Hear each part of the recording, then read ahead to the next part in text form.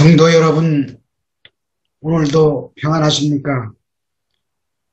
베데스다 연못에서 보이는 양문 옆에는 한미갓 문이라는 문이 있습니다. 이 뜻은 심판이라고 말씀드렸습니다. 그런데 양문과 한미갓 문은 이스라엘이 포로에서 돌아와서 성벽을 재건할 때 건설한 문으로서 은혜의 문인 양문에서부터 출발해서 성을 한 바퀴 빙 돌아서 가장 마지막에 건설한 문이 한미갓 문입니다. 그러므로 이 두 문은 서로 붙어 있습니다. 심판과 구원은 아주 밀접하다는 상징적인 의미를 가지고 있습니다. 오늘날 많은 사람들이 편리하게 예배하는 건물을 가리켜서 교회라고 부릅니다. 이해할 수는 있지만 엄격히 말해서 그냥 예배당이지 교회는 아닙니다. 교회는 성령이 내주해 있는 성도들의 모임을 교회라고 부릅니다. 그런데 오늘날 예배당 안에서 같이 예배하고 있지만 한 무리는 교인일 뿐이고 또 한 무리는 성도들입니다. 교인들의 특징은 주의를 지키는데 신앙생활의 전부를 겁니다. 그래서 주일 예배에 참석한 것 자체로 하나님 앞에 할 일은 다 했다는 생각을 가집니다. 그들의 기도는 이 땅에서 잘 먹고 잘 살고 평안을 누리는데 집중합니다.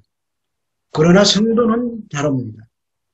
주일 예배도 중요하지만 일상을 통해서 하나님과 동행하며 주님 뜻대로 살기 위하여 노력합니다.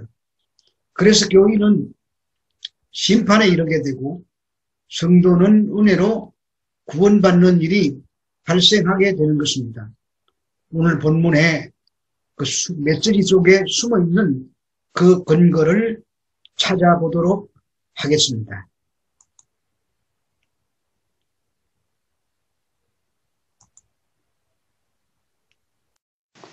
지난 시간에는 모임 예배보다 더 좋은 것이라는 제목으로 말씀을 드렸는데 오늘은 5장 17절에서 30절의 말씀으로 예배당 안에서 일어나는 심판과 구원이라는 제목으로 말씀드리겠습니다. 본문은 여전히 38년 된 병자의 이야기와 연결되는 말씀입니다. 그 38년 된 병자는 하나님의 약속과 능력을 전적으로 의지하지 않고 자신들의 힘을 의지해서 38년간 광야를 헤맸던 이스라엘 백성들을 상징하며 자신들이 하나님의 요구인 율법과 제사를 잘 지켜내겠다고 온갖 규례를 만들어서 시행함으로 의를 행한다고 착각한 바리새인 유대인들이었으며 여전히 예배당 안에서 이 세상의 힘과 방법으로 자신들을 행복하게 만들기 위해서 여념이 없는 오늘날의 죄인들을 가르치고 있는 것입니다. 구원은 그렇게 소경이며 절뚝발이며 혈기 마른 연못가의 인생들에게 하나님이 먼저 찾아가셔서 그 저주의 자리에서 일으켜 세우는 것이 구원이고 그것이 하나님의 일인 것입니다. 우리는 그 하나님의 일에 보태거나 더할 것이 하나도 없습니다. 그래서 예수님은 38년 된 병자를 고치신 사건을 하나님의 일이라고 표현하시는 것입니다. 안식일을 봄에 가면서 죽어가는 자들을 살려내시는 것을 하나님의 일 또는 예수님의 일이라고 하는 것입니다.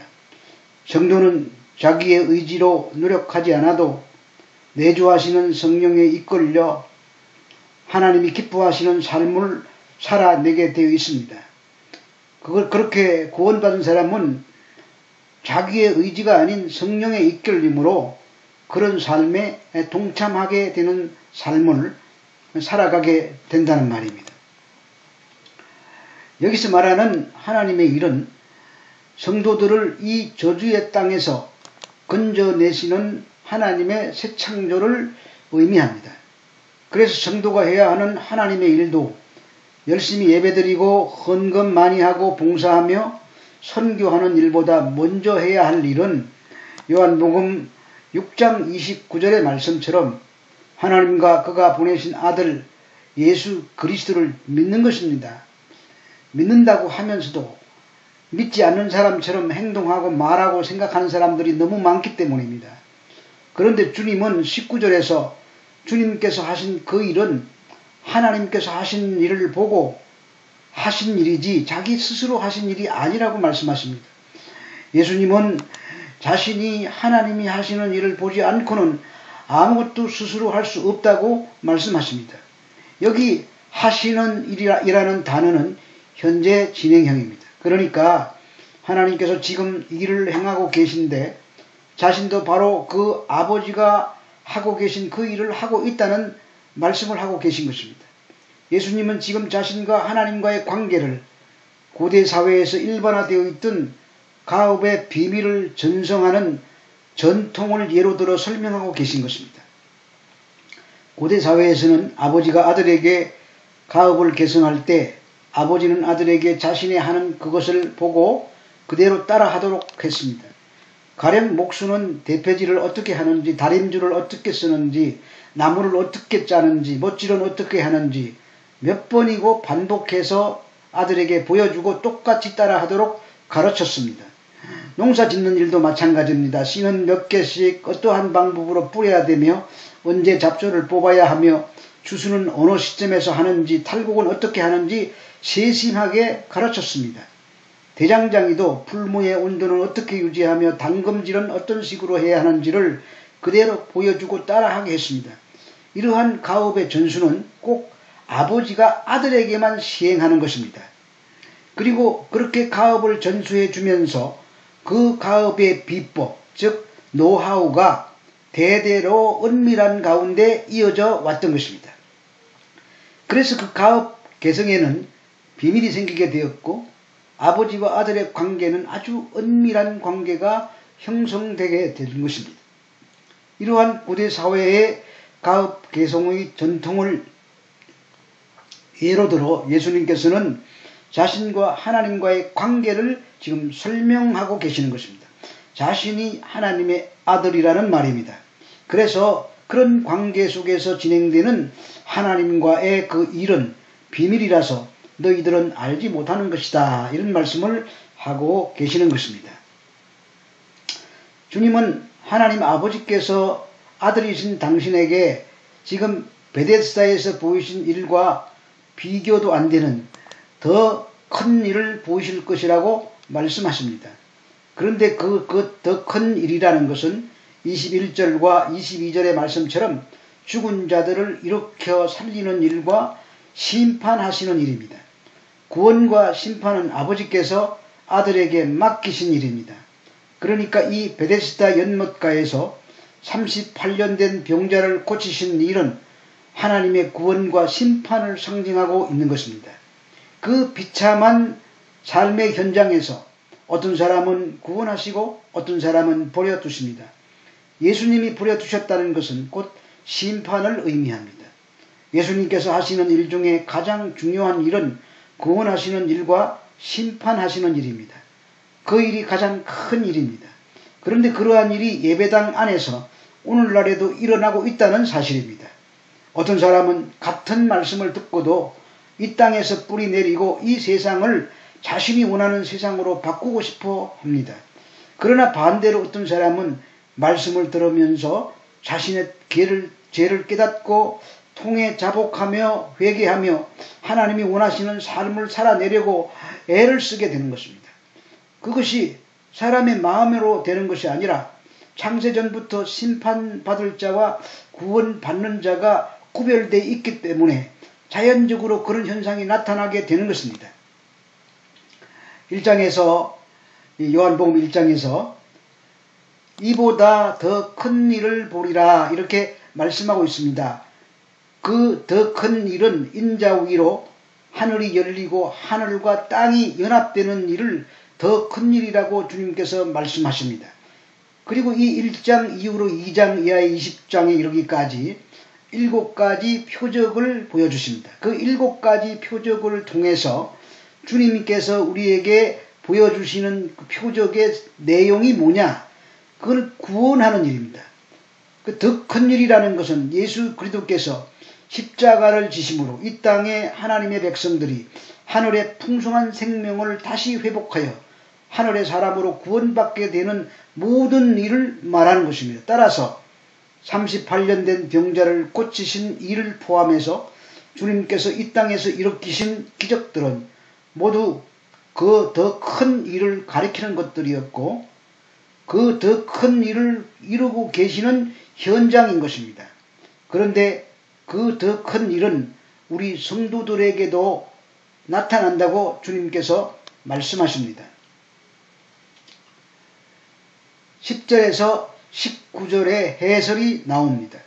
주님께서 하시는 일은 아버지가 하신 일을 보고 아들로서 지금 일을 하고 계시는 것이라고 말씀하는 것이 아니라, 다시 말하면 아버지가 하시는 일을 그대로 보고 모방을 하고 있다는 뜻이 아니라 아버지와 예수님은 한 뜻을 가지고 함께 일을 하고 계신다는 의미인 것입니다.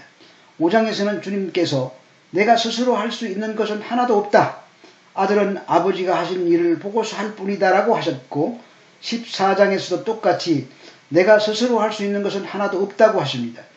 아버지께서 내 안에 계셔서 그분이 직접 그 일을 하는 것이다 라고 말씀을 하시는 것입니다. 삼위일체 되시는 하나님은 분리해서 이해해서는 안 됩니다. 성부 하나님과 성자 예수님과 성령님이 각기 다른 장소에서 다른 목적을 가지고 다른 일을 하고 계신 것이 아니라 한 마음 한 뜻을 가지고 일하고 계신다는 말입니다. 하나님은, 성부 하나님은 하늘에 계시지만 예수님이 계신 현장에도 계셨습니다. 성령님도 이 땅에 와 계시지만 하늘에도 성령이 가 계신 것입니다. 타락한 인간들은 그 삼위일체의 진비를 이해하기가 어렵습니다. 그러나 성부 하나님이 계신 곳에는 성자 예수님도 거기 계시고 성령 하나님도 거기 계시는 것입니다. 동시에 성부 하나님은 하나님의 하늘에 계시고 성령님은 우리 속에 계시기도 하는 것입니다. 그런데 성도도 그 큰 일을 할 수 있다고 하십니다. 예수님이 하시는 일보다 그보다 더 큰 일도 하리니, 오늘 본문에서 그렇게 말씀해 놓고 있습니다. 삼위일체 하나님은 한 분이십니다. 아버지가 일하시면 아들과 성령도 같은 일을 하십니다. 그래서 아버지께서 일하시니 나도 한다고 하시는 것입니다. 이것이 중요한 이유는 그 더 큰 일이 우리 성도에게까지 이어지기 때문입니다. 지금 읽은 14장 12절은 주님께서 나를 믿는 자는 나의 하는 일을 저도 할 것이요 또한 이보다 더 큰 것도 하리니라고 말씀하십니다. 성도들이 예수님께서 하신 일보다도 더 큰 일을 하게 된다고 하십니다. 그 더 큰 일이 구원과 심판입니다. 성도들이 주님께서 하신 일보다 더 큰 일을 하게 될 것이라는 말은 예수 그리스도를 믿는 자들은 예수 그리스도께서 살다 가신 구원과 심판의 삶을 살게 된다는 말입니다. 그래서 그들의 삶과 복음 증거로 인해서 구원 얻을 자들이 하나님께로 돌아오게 되고, 심판받을 자들은 그리스도인들의 삶을 보고 그들을 비웃고 조롱하며 복음 전하는 말을 듣고도 외면함으로 스스로 심판을 자초하게 된다는 말인 것입니다. 그러므로 성도가 삶을 통한 영적 예배를 드리게 될 때 그 현장에 심판과 구원이 동시에 일어나게 되는 것입니다. 은혜의 문과 심판의 문이 서로 옆에 붙어 있어서 그런 메시지를 우리에게 던지고 있는 것과 같은 이치인 것입니다. 시청자 여러분, 여러분들이 삶에 이 세상에 안 믿는 자들에게나 믿는 자들에게 그리스도의 향기가 되어서 퍼져나가고 있습니까? 우리에게 정말 예배가 그리 중요했습니까? 설교 시간에 온갖 잡생각 다 하다가 축도를 받고 나가면서 나는 이번 주에 하나님 앞에 할 일 다 했다고 손 틀고 나가는 그런 예배를 하나님께서 기뻐 받으시겠습니까?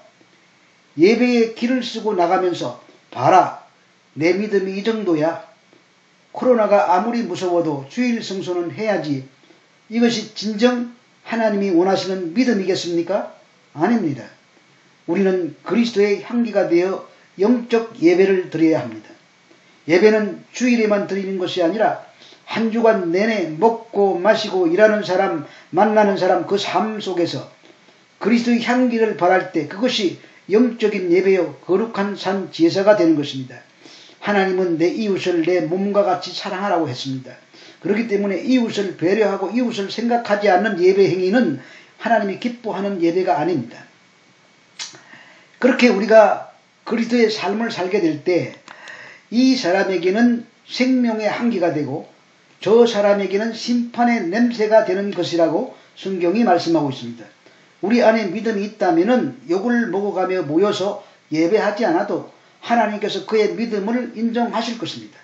또한 예배당에 다닌다고 하면서 기도하는 내용을 들어보면 이 세상에서 잘 먹고 잘 사는 그것 달라고 부르짖습니다. 그것이 복인 줄 알고 부르짖는 그 모습을 불신자들이 보고 참으로 감동할 것 같습니까? 아닙니다. 선택과 버려지는 것, 즉 유기는 하나님께 속한 전적인 하나님의 권한입니다. 그래서 우리는 내가 선택받은 자인지 아니면 유기 또는 이제 버려진 자인지 내 삶을 보고 한번 판단해 보아야 하는 것입니다. 성도는 필연적으로 이 땅을 그리스도의 향기로 살아가게 돼 있습니다. 그런데 그렇게 살아가는 그 성도들의 향기로운 삶을 보고 구원 얻을 자들이 생명에 이르는 향기를 맡게 되는 것이고 심판받는 자들에게는 그것이 사망의 냄새가 되어서 그렇게 살게 된다는 말입니다. 우리 성도들은 이렇게 우리의 삶을 통해 세상에 구원과 심판을 전하는 자로 삶을 살게 됩니다. 그것이 바로 주님께서 하신 일보다 더 큰 일인 것입니다. 그런데 그 더 큰 일은 주님께서 더 큰 일을 하실 때 하나님께서 주님 속에서 하나님의 일을 하신 것처럼 우리 속에도 성령 하나님께서 그 일을 필연적으로 그렇게 되도록 만들어 내신다는 것입니다. 그러므로 지금 내게서 구원의 향기가 나고 있는지 한번 살펴보시기 바랍니다. 그래서 구원의 향기가 난다고 생각이 된다면 여러분들은 성도가 맞습니다. 반대로 내게서 심판의 냄새가 나고 있다면 그는 교인일 뿐 성도가 아닙니다. 그리고 성경이 일관성 있게 하시는 말씀은 구원은 성화나 영화까지 모두가 다 하나님의 은혜로만 이루어진다고 말씀하십니다. 그러므로 우리가 아무리 뭔가 노력해도 하나님께서 우리가 스스로 구원받게 하는 데는 우리 역할을 할 것이 아무것도 없다는 뜻입니다. 그렇게 모두가 다 은혜로 주어지는 것입니다. 이러한 은혜의 교리를 강조하기 위해서 본문에서는 특별히 진실로라는 표현을 사용하고 있습니다. 한글 개역 성경의 진실로라는 번역은 사실 좀 문제가 있는 번역입니다. 진실로라고 번역이 된 단어는 헬라어 아멘이라는 단어입니다. 이 헬라어 아멘이라는 단어는 히브리어의 아멘이라는 단어를 그냥 소리 나는 대로 따라 적은 것입니다. 히브리어의 아멘이라는 단어는 확고한, 굳건한, 확실히 그렇습니다. 혹은 그렇게 되소서라는 뜻입니다. 히브리 사람들은 이 단어를 기도의 맨 마지막에 그리고 예배의 맨 마지막에 써서 사용했습니다. 그것은 하나님의 말씀이 확실히 그렇습니다. 하나님 말씀대로 그렇게 되소서, 하나님 말씀대로 될 것을 믿습니다 라는 의미의 신앙 고백이었던 것입니다. 그런데 주님은 그 아멘이라는 단어를 당신이 말 앞에 2번씩 반복해서 자주 사용하셨습니다.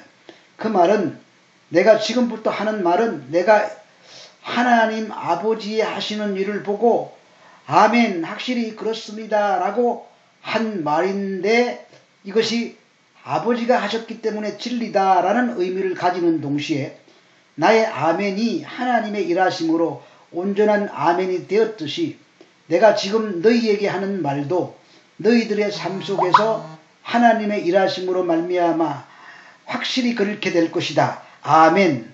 그런 뜻이 있는 이중적인 의미를 가진 말인 것입니다. 주님은 하나님의 아들이십니다. 그분은 하나님의 아들로서 하나님께서 일하신 것을 보고 그대로 일을 하시는 분입니다.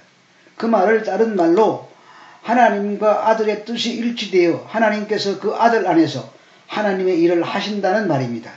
그래서 그 아들은 하나님의 모든 뜻에 아멘 하신 것입니다. 하나님께서 확실하게 이루실 것이고 그것이 옳다라는 것이 바로 아멘, 아멘이기 때문입니다. 따라서 주님께서 아멘 하신 하나님의 일은 반드시 우리의 삶 속에서도 하나님의 주도 아래 완성이 될 것이라는 의미로 진실로 진실로 아멘, 아멘이라는 단어가 사용되고 있는 것입니다. 어떤 말 앞에 아멘, 아멘이라고 붙인 문장은 예수님 이외에 그 누구도 쓴 일이 없습니다.